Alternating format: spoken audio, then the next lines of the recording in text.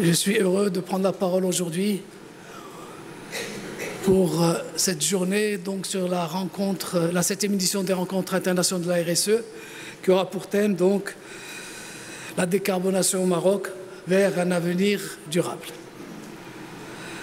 J'invite tout d'abord le secrétaire général du ministère de la Transition énergétique et du développement durable pour faire un mot d'ouverture. Ça fait qu'à dire.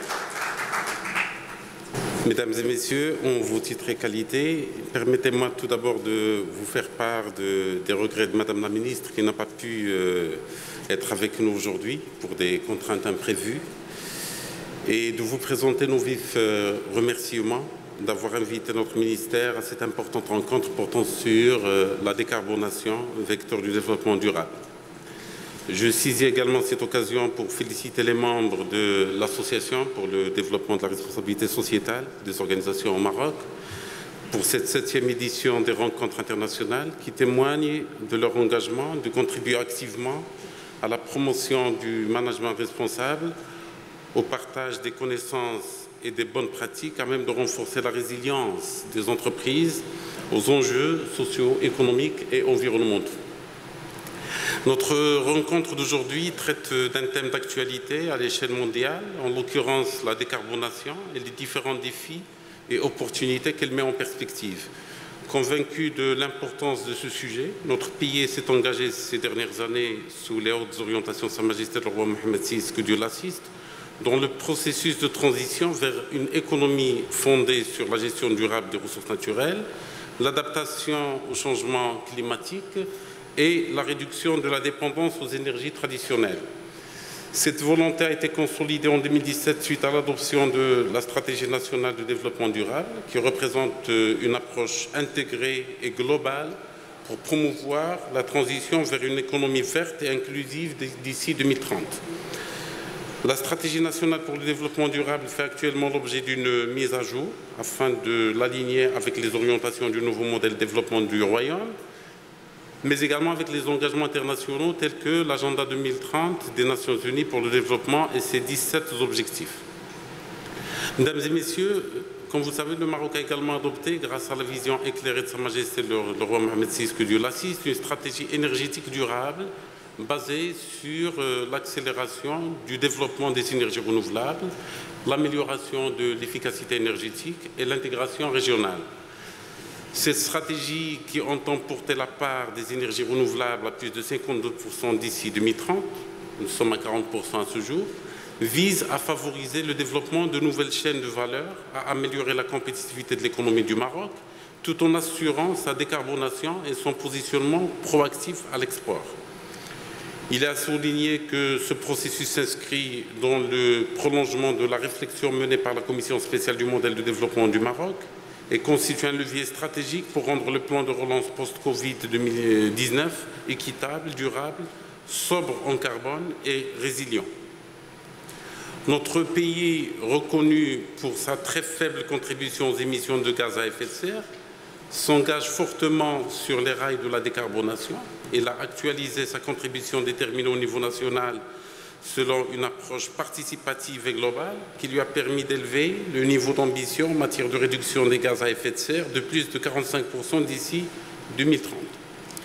Pour concrétiser cette ambition, une stratégie de développement bas carbone à l'horizon 2050, présentée lors de la COP28, a été construite selon une vision intégrée et partagée et définit les principales orientations de l'économie et de la société marocaine entre 2020 et 2050 en vue de transformation économique et sociale profonde dans un monde neutre en carbone.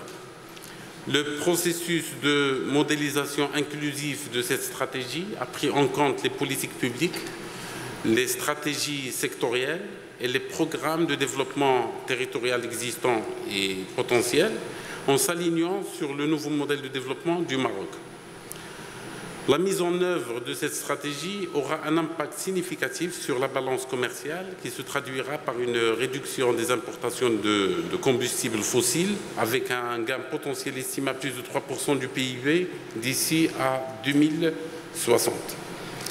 Les modalités de financement de cette trajectoire ambitieuse reposent sur l'innovation financière, les obligations vertes, les lignes de crédit conditionnelles, l'assurance climatique et les contrats de crédit bas, etc., afin de faciliter l'augmentation des flux financiers vers des investissements résilients et bancables.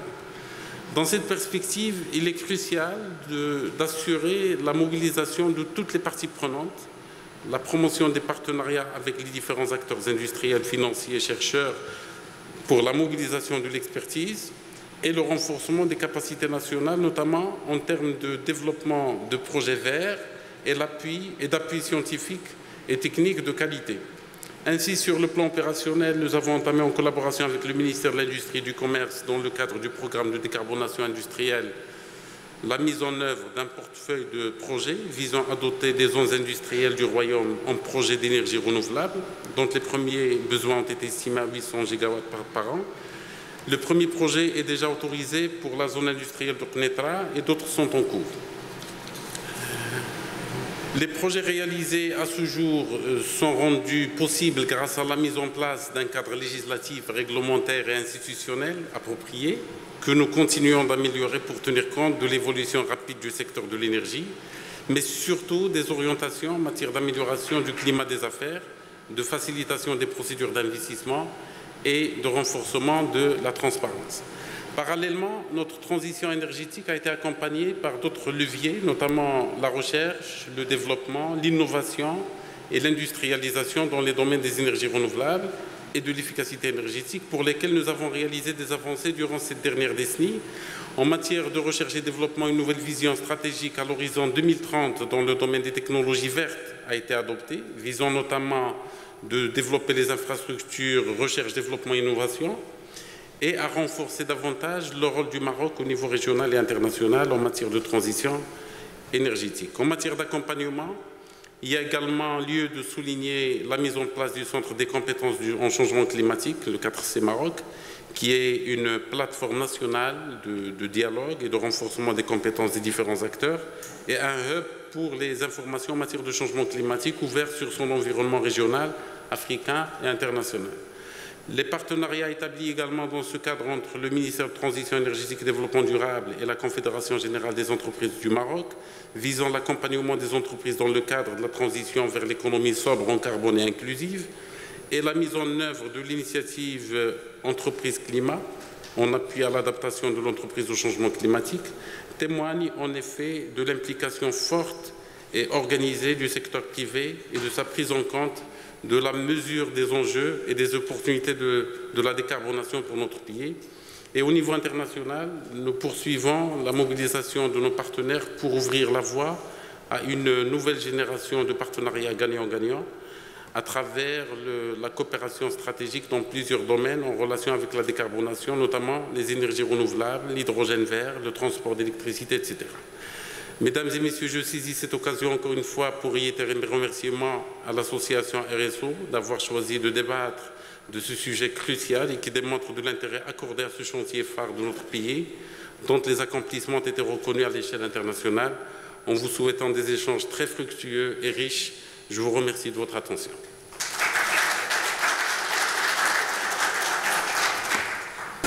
Merci, Monsieur le Secrétaire général, pour cette introduction. J'invite également donc Monsieur Fadel Youssef, directeur général de l'industrie, qui représente bien sûr le ministère de l'Industrie et du Commerce. Bismillah ar-Rahman ar-Rahim, salatu wassalam ala ashraf al-mursalin. Donc je tiens tout d'abord à vous transmettre les salutations de Monsieur le ministre. Malheureusement, il n'a pas pu être parmi vous aujourd'hui en raison de contraintes d'agenda.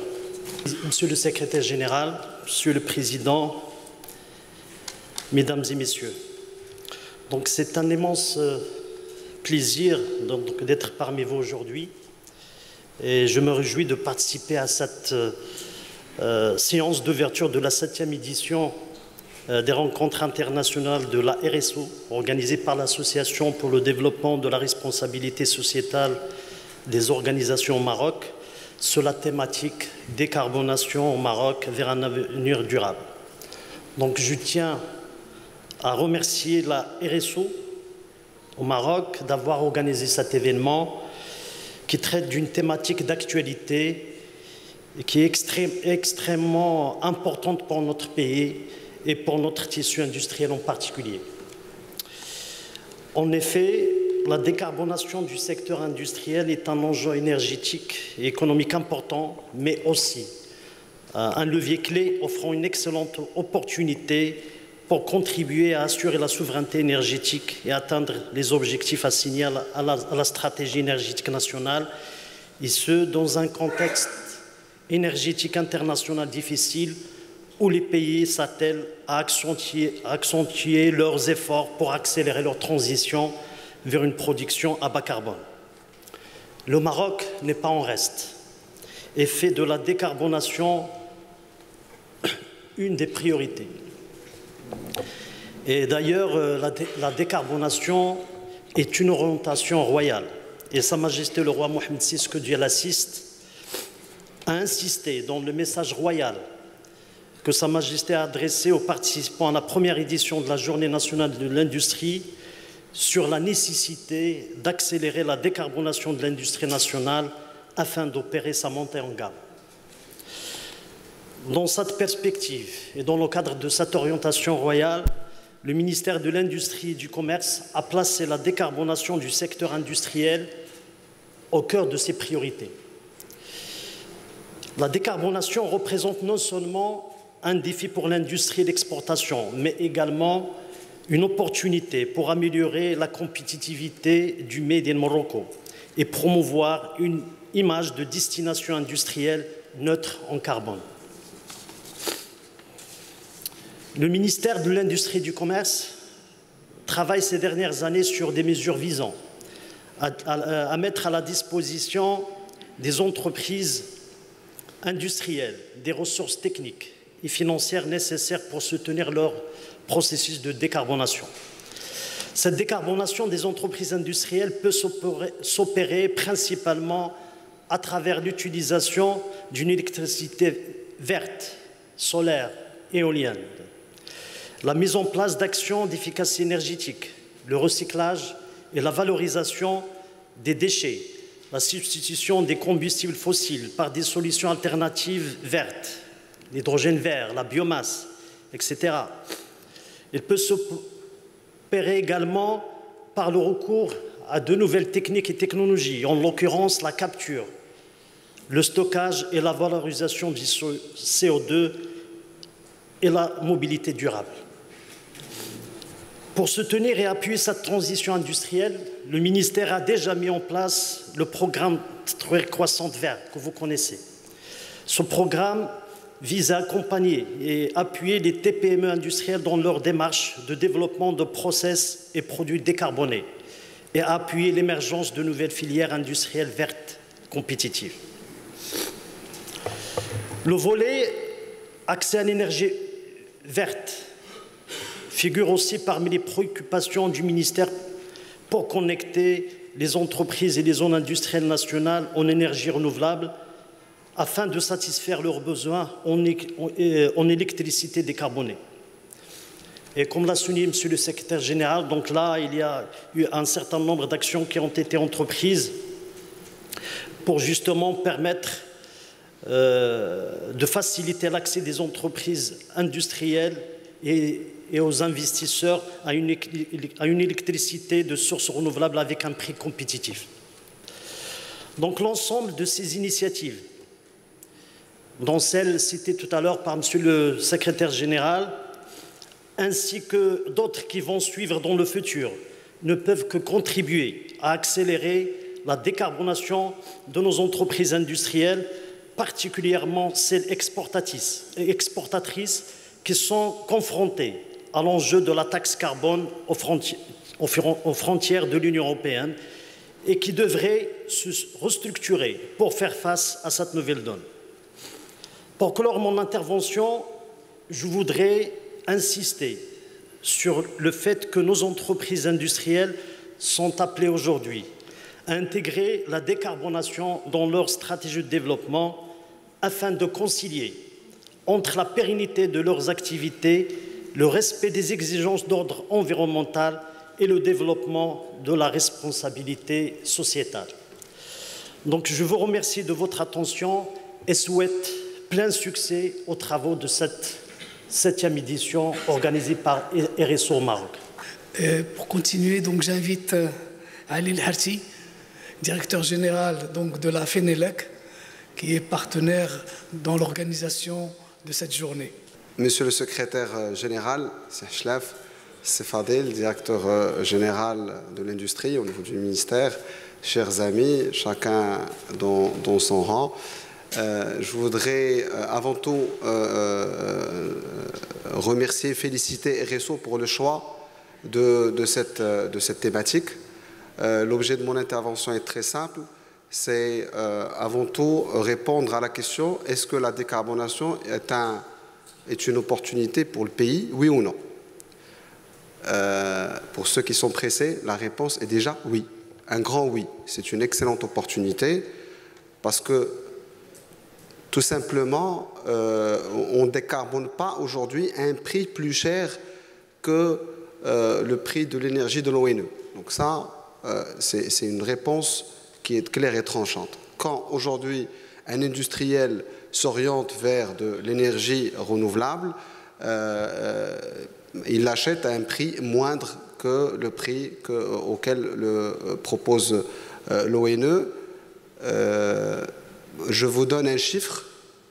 Aujourd'hui, dans le monde, on arrive à proposer le kilowattheure à moins de 10 centimes de dirham, le kilowattheure PV. Alors que l'ONE aujourd'hui le propose à 1 dirham. Dans le monde, pas à l'ONE, pas au Maroc, mais arrivera un jour peut-être, Inch'Allah, on aura un kilowattheure à 10 centimes de dirham. Aujourd'hui, c'est proposé, c'est au niveau des pays du Golfe, et plus précisément en Arabie Saoudite. Donc, est-ce que c'est une opportunité? Clairement, oui. Qu'est-ce qui fait qu'aujourd'hui, nous ne profitons pas pleinement de cette manne qui est le solaire ou l'éolien au Maghreb? Et laissez-moi quand même préciser une chose importante. Quand vous partez en Europe, vous n'allez pas trouver un hectare de libre et de non occupé. Soit Mbenia, soit c'est une zone industrielle, soit c'est des forêts, soit c'est des cultures. Eh bien, figurez-vous, alhamdoulilah, au Maghreb, nous avons cette chance immense d'avoir du foncier ensoleillé et du foncier avec une capacité éolienne très intéressante. C'est vrai que peut-être que nous, Marocains, pour nous, c'est quelque chose qui est complètement acquise, donc nous avons tendance peut-être à la sous-valoriser, mais c'est quand même quelque chose qui est très important à mettre en avant, et c'est d'où l'intérêt aujourd'hui qu'on fasse davantage, on va dire, l'éloge de ces atouts vis-à-vis des investisseurs étrangers qui voient vraiment au Maghreb une opportunité d'investissement importante. Et là, je tiens quand même à mettre en avant l'action très forte que met le gouvernement. Mon rôle, c'est vraiment de réclamer peut-être et de dire qu'il y a des choses à corriger, à améliorer, on va dire, d'une manière générale. Mais donc c'est important aujourd'hui de dire quand ça marche, il faut le dire. Aujourd'hui, le ministère de la Transition énergétique et du Développement durable a fait voter, une fois qu'ils ont été mis en place, le gouvernement a fait voter quand même 2 lois structurantes importantes, la 82-21 et la 49. C'est pas rien. Aujourd'hui, l'ANRE, bien sûr avec l'effort du ministère de la Transition énergétique, ils ont sorti la cartographie de ce qui est de l'injection, ou là, d'une manière très simple, où pourront se connecter les projets du renouvelable. Nous sommes à pratiquement 15%. C'est-à-dire qu'aujourd'hui, l'État, elle donne la possibilité aux investisseurs d'injecter jusqu'à 15% de la puissance installée au Maroc. C'est pas rien. C'est quand même quelque chose qui est importante et très forte et qui est demandée par les industriels. Et laissez-moi vous dire aussi que les industriels aujourd'hui, pour la quasi totalité des industriels marocains, alhamdoulilah, ceux qui sont connectés en haute tension, ils ont pratiquement tous accès à l'énergie renouvelable. Je parle bien de la HT. Et donc, c'est un acquis qui est très fort pour nos industries et pour notre royaume. Alors, la question se pose pour la moyenne tension, parce que la décarbonation, ce n'est pas que la haute tension, ça concerne aussi la moyenne tension. Et là aussi, la moyenne tension, avec ces nouvelles lois et ces nouveaux décrets, nous allons connaître, moi je pense, un avenir fort, certain, pour les énergies renouvelables. Et pourquoi c'est important aujourd'hui qu'on en parle? Parce que, surtout en présence de monsieur le directeur général et aussi de monsieur le secrétaire général, notre ambition au niveau de la FENELEC, c'est de développer davantage cette expertise pour aller avec en Afrique. C'est très important. Le marché marocain, c'est un marché qui est très prometteur, mais il reste comme relativement modeste et rapidement, on va se bagarrer entre nous, nous les entreprises. Et donc, pour nous, il est important d'aller acquérir une certaine taille critique pour tout de suite aller se positionner sur un marché africain. Aujourd'hui, désolé de le dire, mais pratiquement un Africain sur deux n'a pas accès à l'électricité.